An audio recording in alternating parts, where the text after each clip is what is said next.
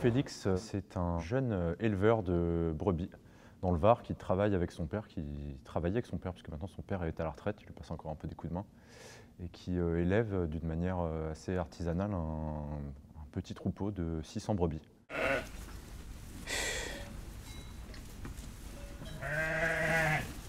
Allez.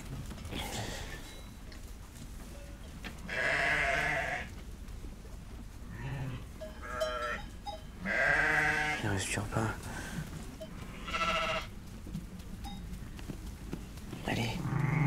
Alors le pyjama, c'est ça arrive souvent au moment de l'agnelage. Parfois il y a des agneaux qui sont mort-nés parce que ou ils se sont étranglés avec le cordon ombilical, ou ils ont bu un peu de liquide amniotique, se sont noyés, on appelle ça. Et il arrive aussi qu'une brebis, quand elle agnelle pour la première fois, et donc elle n'a pas l'expérience de la maternité, son premier agneau essaye de la téter, ou ça la chatouille, ou elle n'a pas du tout d'instinct maternel, et elle repousse l'agneau. À côté de ça, une autre mère perd son agneau et qu'il remarque qu'elle a du mal à faire son deuil, qu'elle reste proche du cadavre, qu'elle le lèche, qu'elle essaye de le réanimer.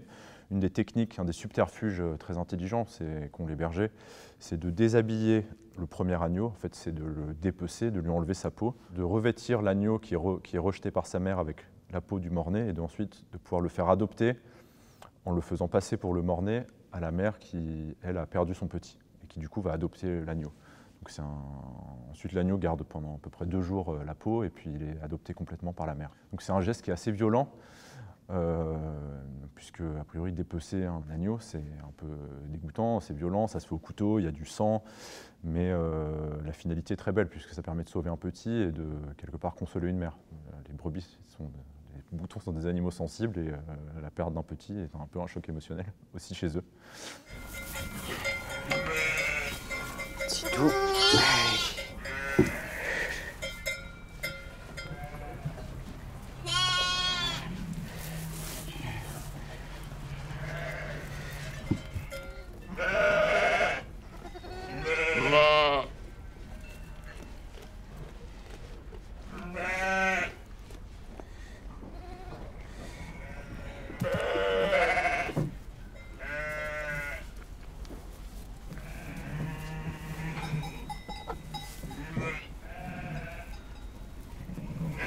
J'avais entendu parler de cette technique du pyjama. Je ne l'avais jamais vue, mais il me l'avait décrit. Donc j'ai beaucoup attendu que ça se passe. J'ai pendant les périodes d'agnelage, beaucoup attendu dans la bergerie, regardé toutes les naissances. Et puis un jour, c'est arrivé, un petit est sorti. Un petit est né, il n'arrivait pas à respirer. Félix, j'ai été très surpris par l'énergie avec laquelle il a essayé de le réanimer.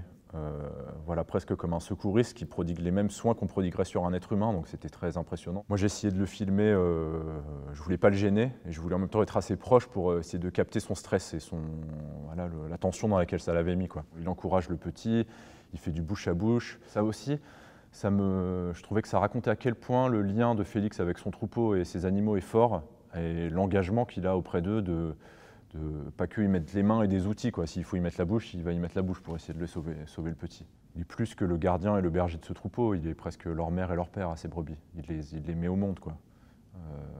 Il est leur médecin, il les ranime, il les soigne.